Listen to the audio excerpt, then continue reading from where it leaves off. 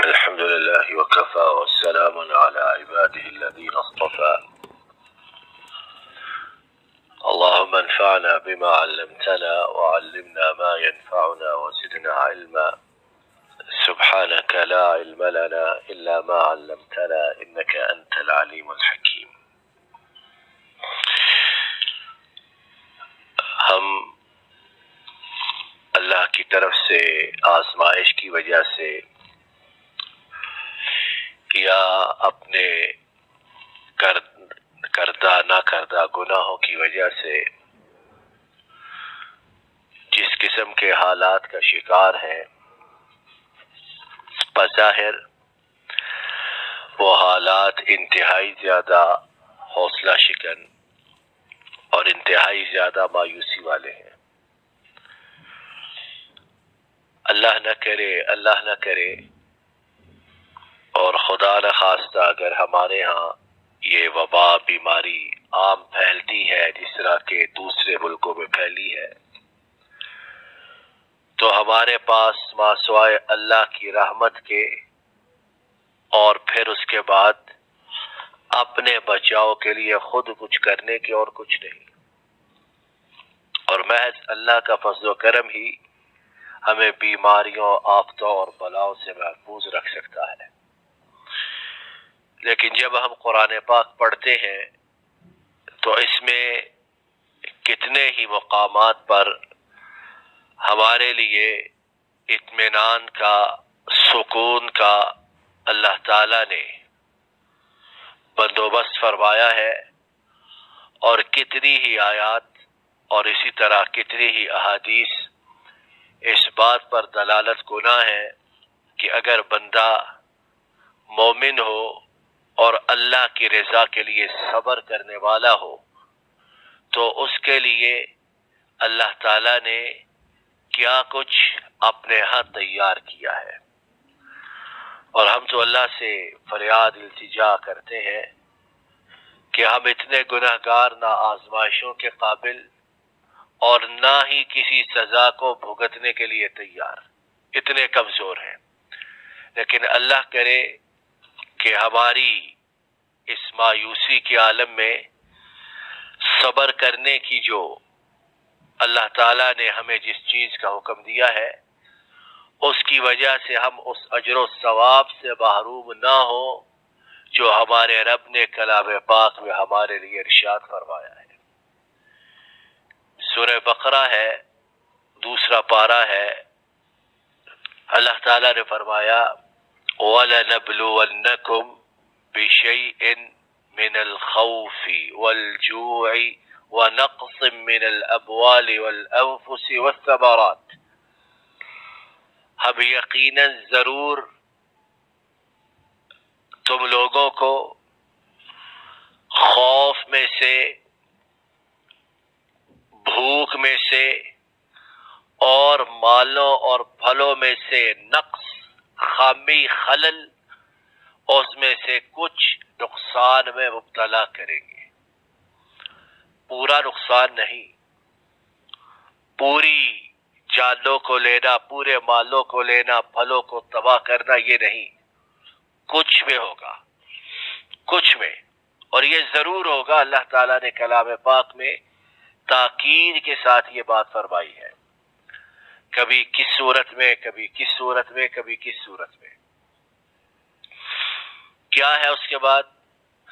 وَبَشِّرِ الصَّابِرِينَ، اور نبی کریم صلی اللہ علیہ وسلم صبر کرنے والوں کو بشارت دے دیجیے۔ ہم تو نہ صبر کرنے والوں میں شامل ہیں اور نہ اپنے گناہوں کی وجہ سے ہم یہ سمجھتے ہیں کہ ہم ان عذابوں کو، بلاؤں کو بھگت سکتے ہیں۔ اللہ ہی ہماری حفاظت بھی کرے اور پردہ پوشی بھی فرمائے۔ کیا ہے؟ کون سے صبر کرنے والے، کون سے اللہ سے اس اجر و ثواب کو حاصل کرنے والے؟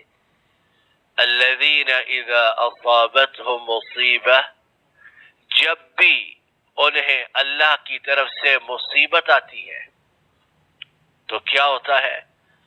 قالوا इन्ना लिल्लाहि व इन्ना इलैहि राजिऊन। वो कहते हैं यकीनन हम अल्लाह के लिए और अल्लाह ही की तरफ पलट कर हमने वापस जाना है। अल्लाह माफ करे, हम पर जब भी मुसीबत आती है कहाँ हमें ये बात कहनी याद रहती है। वावेला करते हैं, जुबान से शिकवा शिकायत करते हैं, जमाने को कोसते हैं, लोगों को बुरा भला कहते हैं और न जाने क्या क्या करते हैं। लेकिन ये मसनून अल्फाज जो कुरान के भी हैं और उसके बाद अहादीस में भी मसनून अल्फाज आए हैं कि मुसीबत के वक्त, परेशानी के वक्त ये अल्फाज कहने हैं, इन्ना लिल्लाहि व इन्ना इलैहि राजिऊन। कौन कहता है? मगर बहुत थोड़े लोग। लेकिन जो बंदा इन अल्फाज को कहे, अल्लाह की रजा के लिए सब्र करे, तो क्या है उसके लिए? उलाइका अलैहिम सलवातुम मिर रब्बिहिम व रहमा। उनके लिए इतने बुलंदोबाला लोग हैं कि अल्लाह ने उनके लिए दूर का सीगा इस्तेमाल किया कि इतने बुलंदोबाला लोग कि वो लोग, उनके लिए अल्लाह की तरफ से सलावात है, दुरूद है और अल्लाह की रहमतें हैं।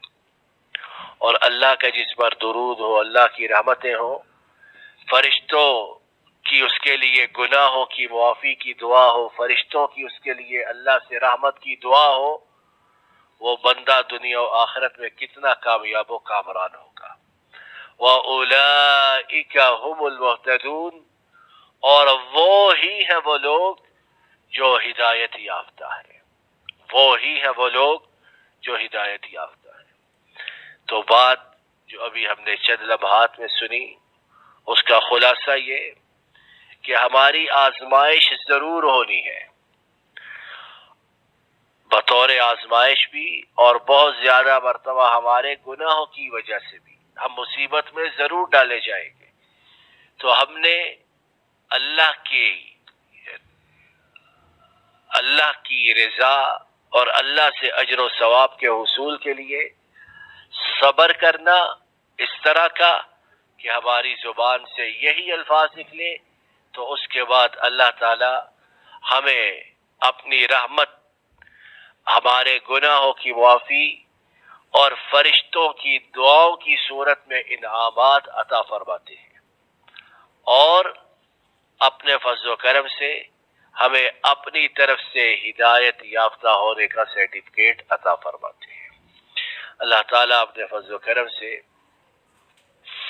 हमारी तमाम मुसीबतों, बीमारियों को दूर फरमाए। हम पर जो आफात, मसाइब, बीमारियां, मुश्किलात आ चुकी हैं, आ रही हैं और आ रही हैं, अल्लाह ताला अपने फज़्ल व करम से हमारा उनसे बचाव के लिए कोई जरिया पैदा फरमा दे कि हम इस काबिल ही नहीं कि इन अजाबों को, इन बलाओं और मुसीबतों को भुगत सके। ना हम में वो ईमान की सकत और ना हमारे दिल और बदन इतने तवाना कि हम इन चीज़ों को सह सकें। अल्लाह ताला अपने फज़्ल व करम से हमें ऐसी आजमाइश में ना डाले, और अगर हम में से कोई इस तरह की आजमाइश में मुब्तला हो चुका है तो अपने फज़्ल व करम से उसे सब्र करने की उस तरह तौफीक अता फरमाए जिस तरह के सब्र करना अल्लाह ताला ने अपने कलाम पाक में और नबी करीम सल्लल्लाहु अलैहि वसल्लम ने अपनी सुन्नत में हमें सिखाया है। और अल्लाह ताला इस मुसीबत के अय्याम में जो भी हम टूटा फूटा सब्र करते हैं उसके अजर और सवाब से हमें महरूम न फरमाए। अल्लाह ताला अपने फज़्ल व करम से हमारी तमाम बीमारियों, परेशानियों को रफ़ा फरमाए, आने वाली आफात, आने वाली मुसीबतों से हमारी हिफाजत फरमाए। जिन आफात में, मसाइब में, बीमारियों में हम फंस चुके हैं उनसे हमें मुकम्मल तौर पर निजात अता फरमाए। अपने फज़्ल व करम से हमारे मुल्क की हिफाजत फरमाए।